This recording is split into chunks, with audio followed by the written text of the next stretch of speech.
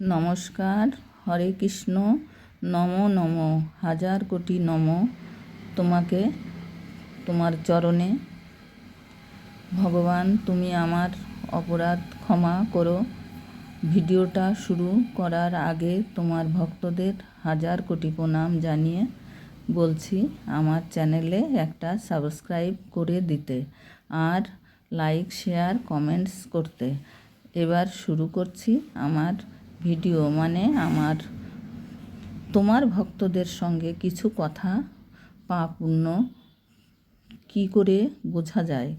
এই জন্মে আমার তো মনে হয় না কিছু পাপ করেছি। যদি পিছনের জন্মে কোনো পাপ করে থাকি তাহলে তোমার নাম করলে ক্ষমা পাবো না? আমি কিন্তু জানি না পাপ করেছি কি না। আমি একটা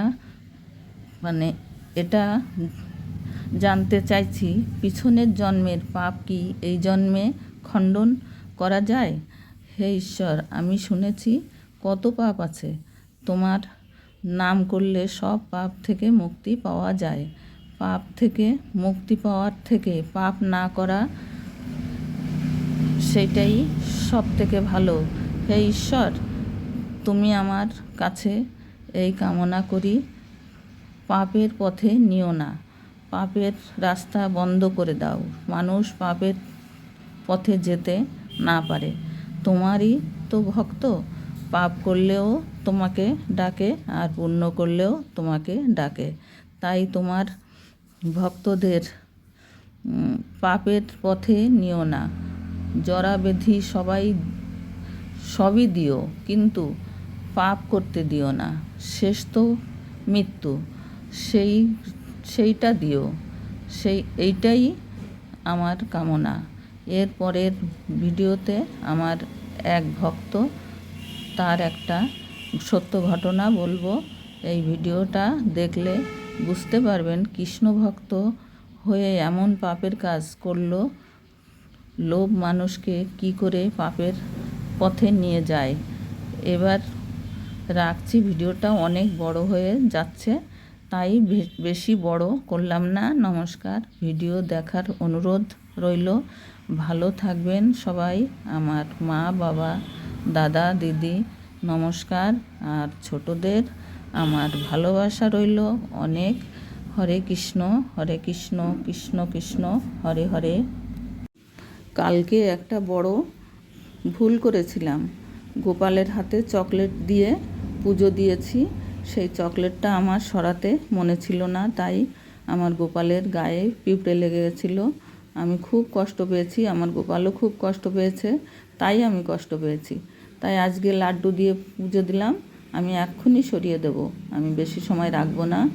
গোপালের খাওয়া হয়ে গেলেই আমি সরিয়ে দেব, কারণ আমার গপুকে যদি আজকে আবার পিঁপড়ে কামড়ে দেয়, তাই আমি আর এরকম ভুল করব না। ঠাকুর আমাকে ক্ষমা করো, হে গোপাল তুমি আমাকে ক্ষমা করো। হরে কৃষ্ণ, হরে রাম। আমি দই লাড্ডু দিয়ে আজকে পুজো দিয়েছি, ভোগ দিয়েছি। সেটা আজকে আমার গোপালেরই। আমি লাড্ডুটা সরিয়ে দিলাম। এবার জলের ভিতর রেখে দেবো। গপু আবার খেতে চাইলে খাবে। থালায় জল দিয়ে তার উপরে রেখে দিই, তাহলে আর পিঁপড়ে লাগে না। তাই আমি এইভাবে আরও কিছু সময় রেখে দিই, যাতে গপু যদি আবার খেতে ইচ্ছে করে একটুখানি খেয়ে নেবে। হরে কৃষ্ণ, হরে রাম, হরে কৃষ্ণ, হরে রাম। গপুর তো ছোট, বারবার খিদে পায়, তাই খাবার সামনে রাখতে হয়। সবাই বলে সরিয়ে দিতে হয়, সরিয়ে দিলেও একটুখানি রাখতে হয়, যাতে গপু আবার নিজে খেতে পারে। তাই আমি রেখে দিই। ওইটা ওইভাবে রাখি যে জলের ভিতরে রাখি, যাতে পিঁপড়ে না লাগে। আপনারাও এটাই করবেন। হরে কৃষ্ণ, হরে রাম। কারণ গপুর সামনে সবাই বলে পুজো দিয়ে সব কিছু সরিয়ে দিতে হয়। আমি জানি যে আমার একটুখানি রাখতে হয়, রাখলে সেটা যদি কোনো সময় খিদে পায় তাহলে তখন নিজেই খেয়ে নেবে। তাই আমি রেখে দিই। নমস্কার। আমার গপু কত আদরের গপু। আমার গপুকে সবাই আদর করবেন। গপু তো আদরেরই।